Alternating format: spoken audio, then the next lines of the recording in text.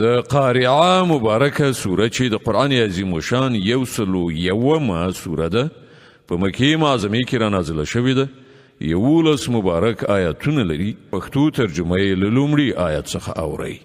د الله په نوم چې ډېر زیات مهربان پوره رحم لرونکی دی.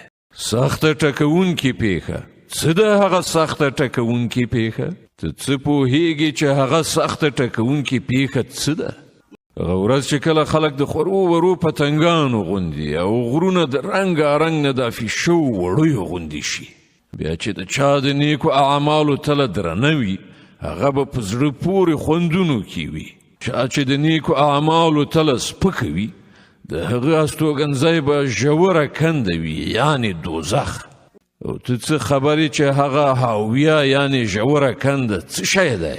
لمبه وهونکی سوځونکی اور دی. الله ستر رښتیا ویونکی دی.